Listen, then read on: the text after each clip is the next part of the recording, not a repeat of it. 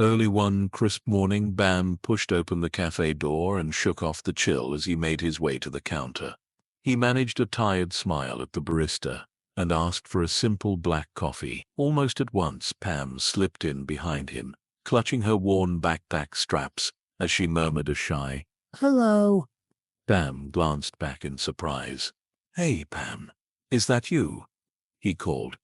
Before she could answer, Connor appeared from his post by the window. "Connor, wait, you two know each other?" Bam asked. Connor strolled over easily. "Yeah," he said with a grin. "Pam and I were inseparable in college." Pam ducked her head at the reminder. "I was never in love with him," she murmured. Connor snorted. "Oh, come on. The tattoo on your wrist told a different story." Pam rolled her eyes. "I removed it 2 years ago," she replied, offering Bam a quick embarrassed look. "And now I see why you brought me here." Bam cleared his throat. "Sorry, I don't think I introduced you to Connor. This is Pam." Connor extended his hand, then let his gaze roam down to Pam's threadbare coat and scuffed boots. "Helping your poor girlfriend, Bam," he teased, rapping his chest with mock solemnity. "For the record, Pam here is utterly penniless." Pam's cheeks flushed. "I'm not broke," she protested softly. But Connor only winked at Bam. "She's quite the catch if you don't mind dating someone who can't even afford coffee." At that, Pam's last few coins clattered across the counter. Mortified, she whispered, "I can't even buy this coffee." Bam stepped forward without hesitation, pulling out his own handful of coins. "Here," he said, pressing them into her palm. "This will cover your coffee, and maybe a pastry. Go sit down. I'll run out to my trailer and bring you exact change." Grateful tears flickered in Pam's eyes as she murmured, "Thank you," and slipped to a corner table. Bam paid for his drink and hurried outside to his trailer, a small silver studio on wheels just down the alley. He counted out the precise change, then dashed back in. Moments later, he set the correct coins beside Pam's steaming mug. "Sorry again for the mix-up," he said, voice warm. Emboldened by her thankful smile, he added, "Pam, would you let me treat you to dinner tonight?" 8 o'clock. Pam looked up, surprise softening her features. After a heartbeat, she nodded. "Okay," she whispered, and Bam grinned. "Great. See you at 8. That evening, Bam arrived 15 minutes early.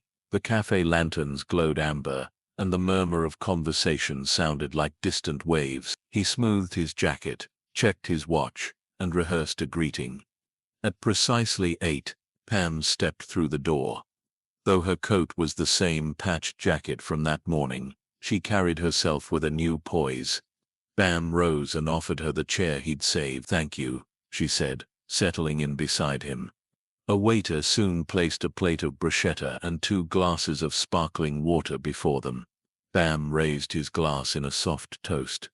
"To new beginning." Pam clicked her glass against his, a shy smile blossoming as they exchanged stories of childhood pranks and cafe mishaps. Just as they found a comfortable rhythm, the door swung open again.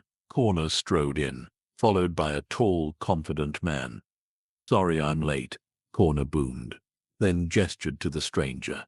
"Pam, this is Dave, my roommate and film director." Dave offered Bam a polite nod and slipped into the seat across from Pam. Conversation flowed easily as Dave spoke of cameras and movie sets. Pam laughed, and Connor chimed in with playful jabs. Connor couldn't resist teasing Pam's patched coat. "So this is the famed poverty chic, eh? No designer purse, no shiny gadgets, just the coins Bam gifted you this morning." Pam's cheeks warmed and Bam winced, ready to apologize. But Dave raised a hand, his tone gentle. "Actually, Pam isn't poor at all." Full silence rippled through the table. Connor raised an eyebrow. Dave smiled and pointed to a folding chair piled with a tattered coat, scarf and scuffed boots. "Pam's film wardrobe. She's starring in my next movie," he explained. "Full costume and makeup, but no prop money allowed." She slipped away for an authentic cafe scene. Pam's face turned crimson. She gathered the props into her lap, I just wanted to feel real, she murmured. Bam stood swiftly. Pam, I'm so sorry, he said, regret thick in his voice. I never meant to embarrass you. Before Pam could respond, a kindly figure in a crisp white coat appeared at their side. He offered Pam a small, neatly wrapped box. Ms. Khan, he said softly, I'm Dr. May, Bam's friend. I ran your tests last week and there was a mix-up. These results are yours. Pam unfolded the paper to reveal a medical report stamped results normal. Her breath caught. I'm healthy, she whispered. Dr. May nodded. Perfectly healthy. I'm so sorry for the scare.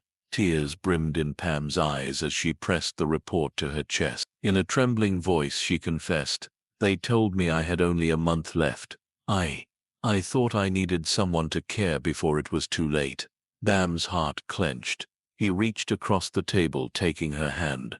Pam, sick or well, I want to be here for you. But Pam pulled back, wrapping her coat around her shoulders like armor. I used you, she said, voice cracking. I needed someone to need me.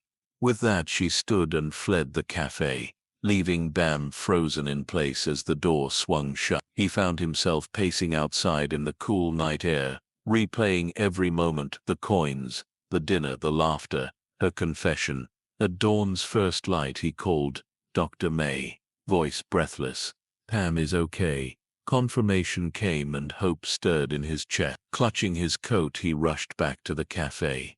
Morning light filtered through the doors as Bam slipped inside and spotted Pam at a corner table, gathering her few belongings. He knelt beside her chair. Pam, he began gently, I treated you like a problem to fix, not the person you are. Please forgive me. He held out the handful of coins she'd returned that first morning.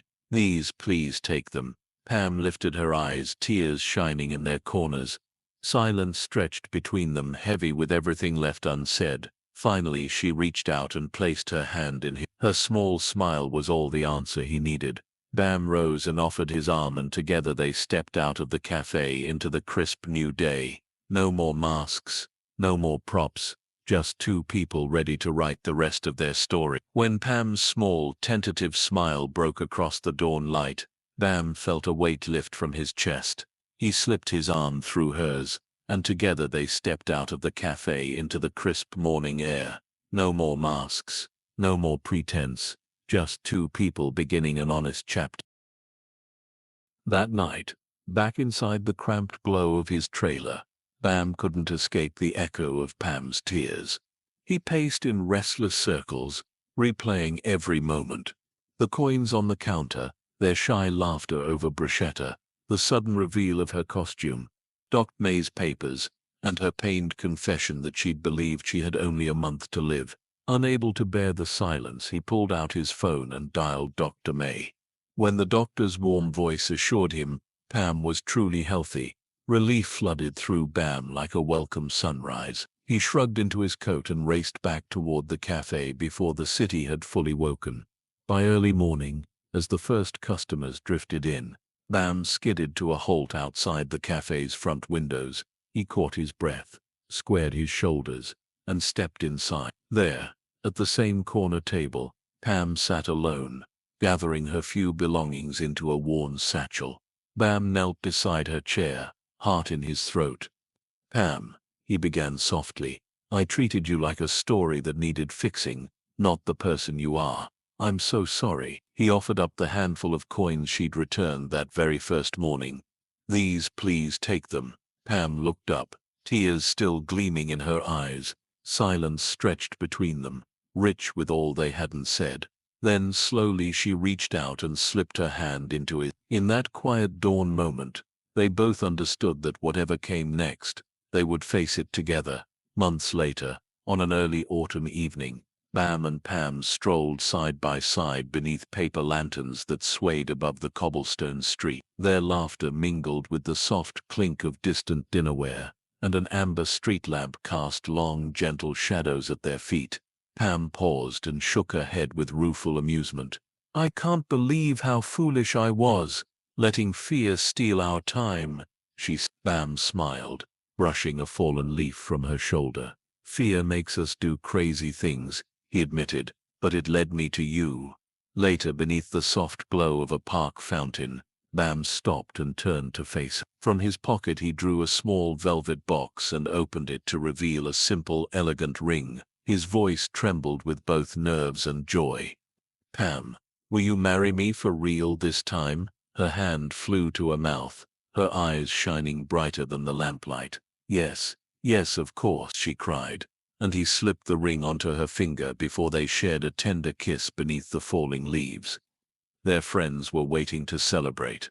A montage of moments followed, Corner cheering as they emerged from the park, Pam calling Doc May with tears of happiness, and Bam enveloping Corner in a triumphant hug. That night the cafe courtyard where it had all begun was transformed with candles, flowers and string lights. Familiar faces gathered, the barista who'd served their first coffees, Dave who'd revealed Pam's true identity, even Dr. May who raised a glass. To health, to love, and to the best cup of coffee that ever started a story, he toasted, and the warm clink of glasses echoed under the stars. Later, slipping away to a quiet balcony overlooking the courtyard, they shared a private moment. Pam leaned into Bam, eyes bright. "You saved me twice," she whispered. He brushed a strand of hair from her face. "You saved me too by being brave enough to run," he answered. Without music, they danced slowly beneath the lantern glow, their laughter and whispered, "I love you," the only song they needed. The next morning they returned to the cafe counter side by side as though no time had passed. Pam nudged Bam with a playful grin. "As my husband, you should know I don't like ketchup on my hot dogs." Bam chuckled, warm and content. "Right, I'll definitely work on that." Together, they sipped their coffee in companionable silence, the promise of every honest moment yet to come glimmering in their shared smiles.